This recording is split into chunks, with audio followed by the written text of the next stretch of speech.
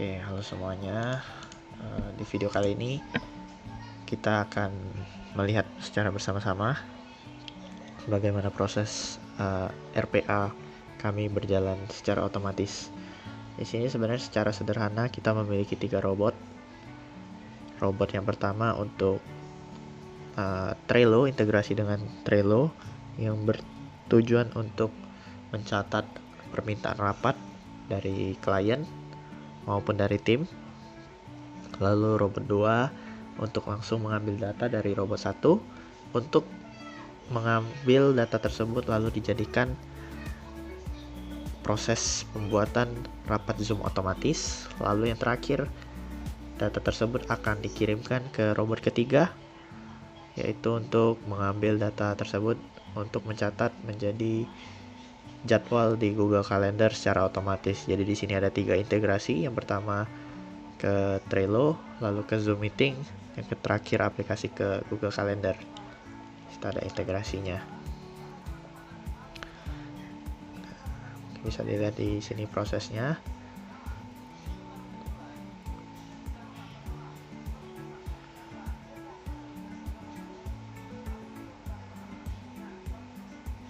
Nah, ini dimulai, sudah dimulai.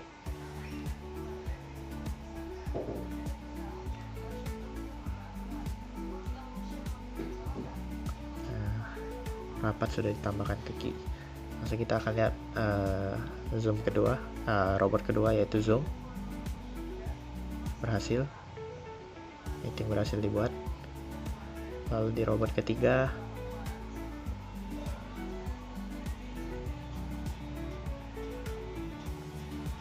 situ sudah running untuk robot kedua, tapi masih pending untuk robot ketiga, kita akan tunggu.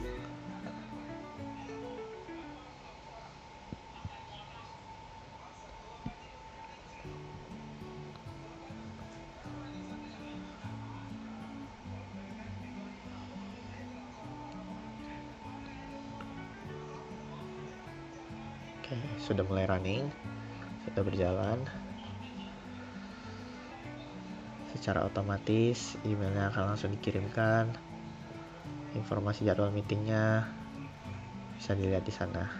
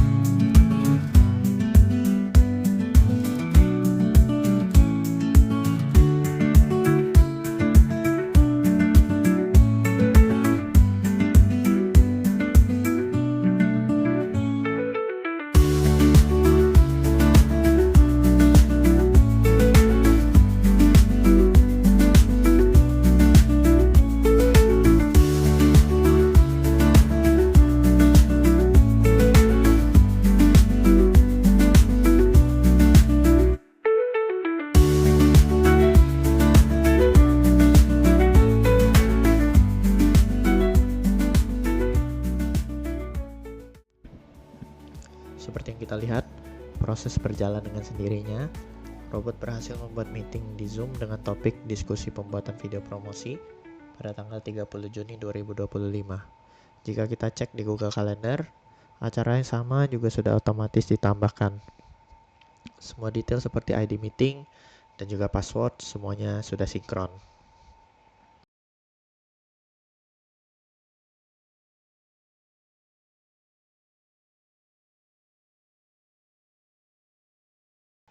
Terakhir, kita bisa kembali ke dashboard orchestrator untuk memastikan bahwa semua proses robot kita telah selesai dengan status successful. Demikianlah proses alur kerja RPA kami yang telah berjalan sesuai rencana. Terima kasih.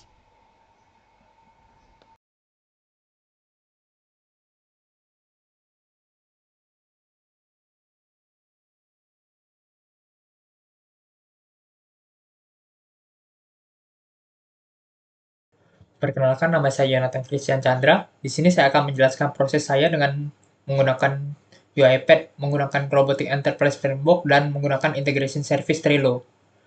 Di sini saya menggunakan konektor pada Trello, menggunakan API key dan client secret. Dari sini saya dapatkan. Lalu, untuk prosesnya saya ada buat dua, yaitu robot 0 dan robot 1. Untuk robot 0 sendiri, prosesnya hanya seperti ini.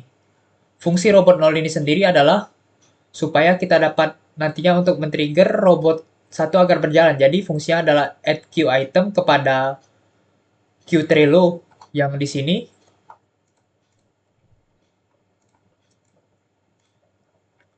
Fungsinya untuk mendapatkan queue check untuk trigger cek robot satu, karena jika tidak ada cek Trello ini, maka robot satu tidak akan berjalan karena robot satu sendiri menggunakan Robotic Enterprise Framework yang mana diperlukan adanya trigger dari queue untuk prosesnya berjalan karena mengakses transaksi data.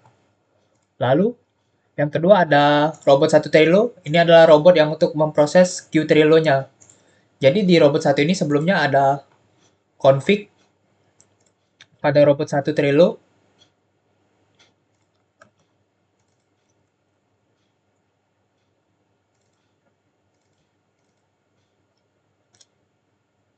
Di config ini sendiri saya mengambil queue name-nya yaitu queue rapat Trello. Ini adalah queue yang didapat tadi yang sudah dibuat, sudah ditambahkan isinya oleh robot 0 tadi agar berfungsi untuk trigger, karena jadi robot 0 tadi fungsinya untuk men-trigger supaya contohnya untuk setiap 30 menit sekali atau 1 jam sekali menggunakan time trigger mengecek apakah di Trello ada jadwal atau tidak. Jika ada, maka akan ditarik masuk ke sini supaya robot satunya jalan. Untuk queue foldernya saya pakai RPA. Nah, untuk bot Trello-nya saya simpan ID-nya di sini.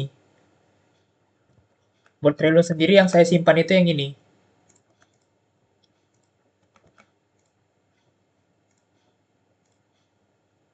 Nih. Nah, lalu untuk config-nya itu saja dan prosesnya.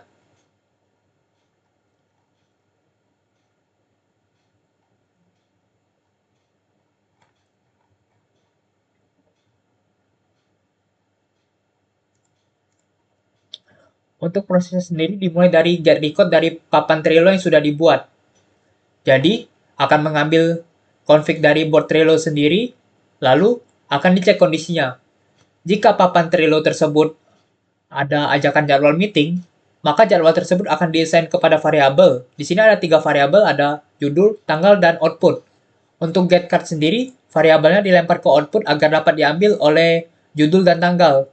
Untuk judul sendiri diambil dari nama boardnya, dan untuk tanggal sendiri nanti diambil dari deskripsi boardnya.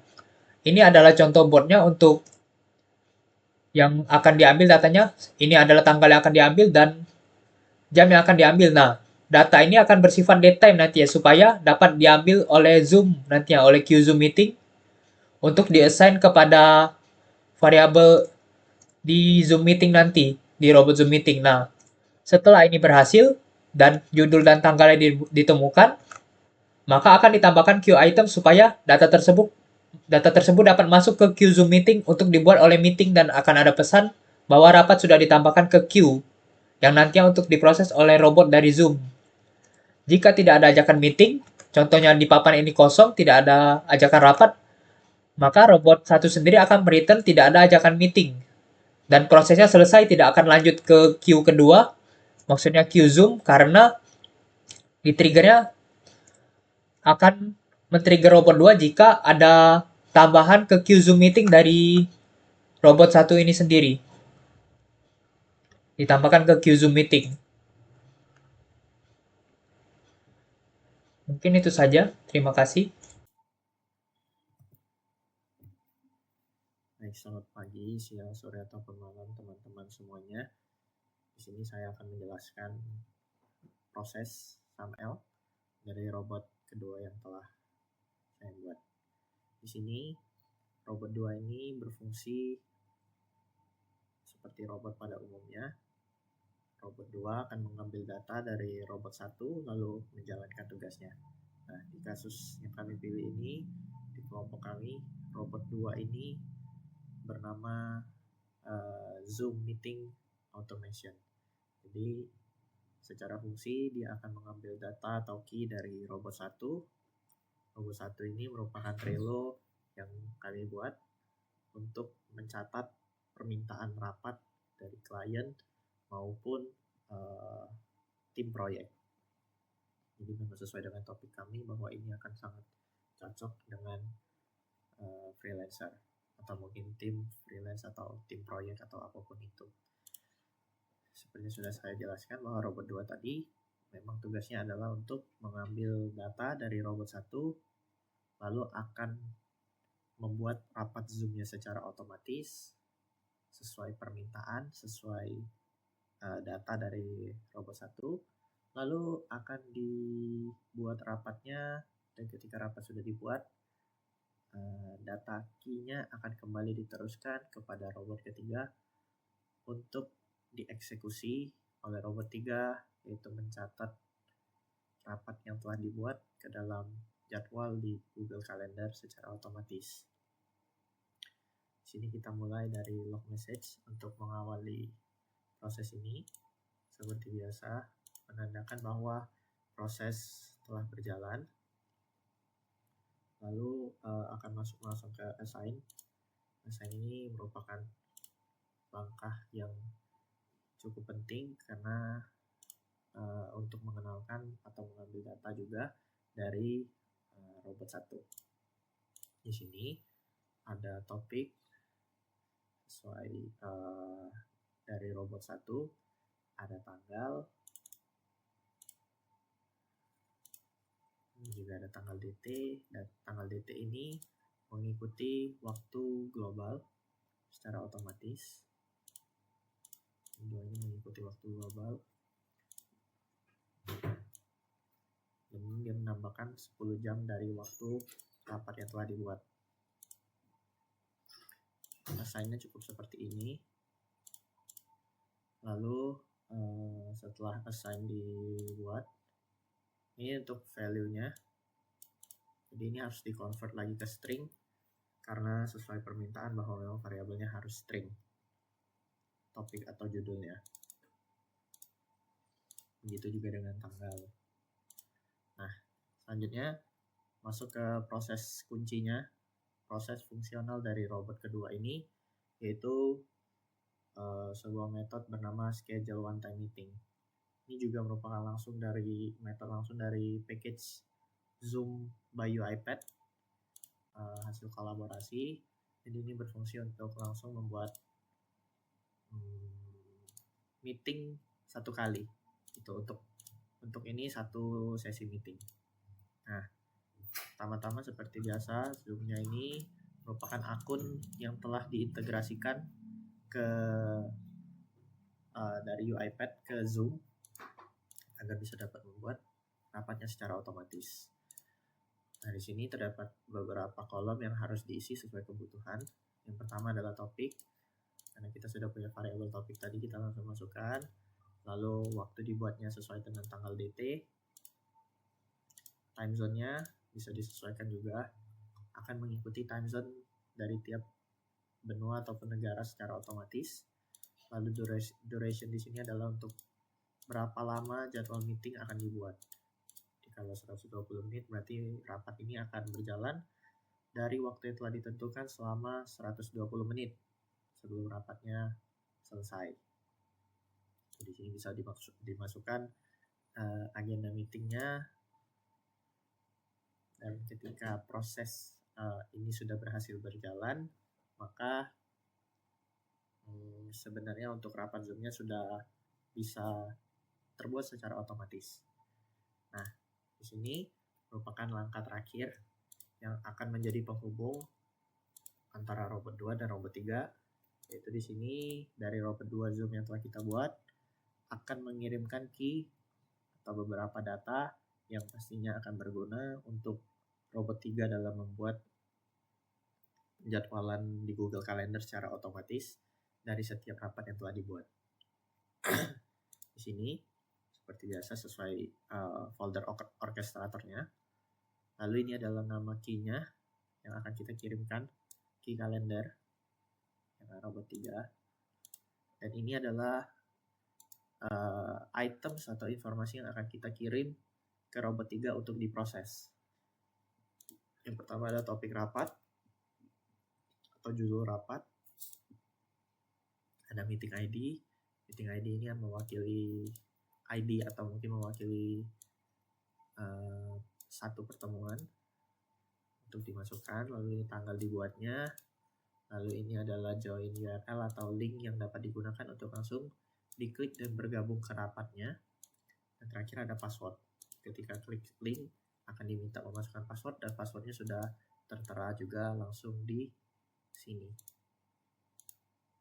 Dan terakhir, apabila prosesnya sudah selesai, maka akan ditandai dengan teks atau message box yang bertuliskan meeting berhasil dibuat.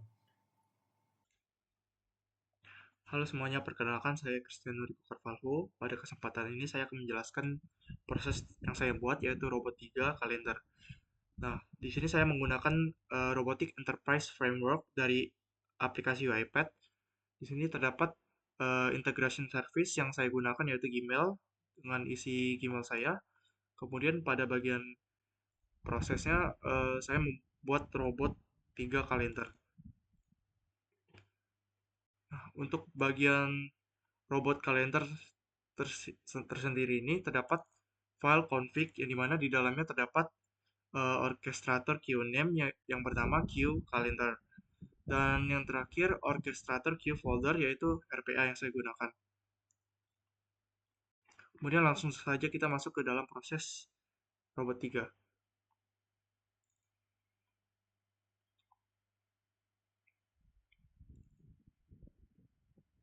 Nah, pertama-tama di sini saya menggunakan multiple assign yang dimana berisi detail-detail dari variabel yang saya sudah buat, yaitu topik, meeting ID, tanggal dated, join URL, password. Nah, semuanya ini diambil dari queue calendar.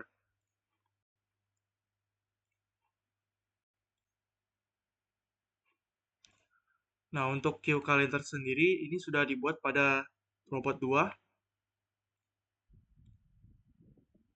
Saya mengambil di bagian ini. Kemudian lanjut pada activity create event. Nah, di sini terdapat Gmail serta kalender yang sudah diisi di connection sebelumnya. Kemudian pada bagian event title, di sini saya menggunakan variabel topik. Pada start date, end time, dan end date dan end time sudah terdapat variabel tanggal DT. Kemudian untuk time zone-nya terdapat Asia atau Jakarta. Fungsinya itu memberikan bagaimana robot menggunakan API ini untuk berintegrasi langsung dengan Google Calendar secara otomatis, menambahkan event tanpa perlu mengklik-klik seperti ini. Nah, selanjutnya di sini saya menggunakan activity use application atau browser yang dimana langsung ke halaman browser URL ini https gmail. Kemudian di sini saya menggunakan activity click email yang dimana setelah diklik maka di sini muncul tampilan kumpus atau tulis pesan yang biasanya kita gunakan sehari-hari. Kemudian di sini saya menggunakan activity type into yang dimana pada kolom to atau pengirim di sini saya menulis nama alamat email yang saya gunakan. Kemudian lanjut ke bagian subject yang dimana setelah email ini sudah terisi di bagian subject ini saya mengisi informasi jadwal meeting. Kemudian lanjut ke bagian untuk isinya. Nah, di bagian isinya ini saya menggunakan activity type into yang dimana terdapat detail-detail informasi mengenai jadwal meeting. Kemudian selanjutnya pada yang terakhir, di sini saya menggunakan activity click send atau untuk kirim. Dan yang paling terakhir, sebagai langkah terakhir, robot 3 ini menampilkan activity message box yang dimana untuk mengkonfirmasi bahwa jadwal tersebut sudah dibuat dan berhasil terkirim. Sekian, terima kasih.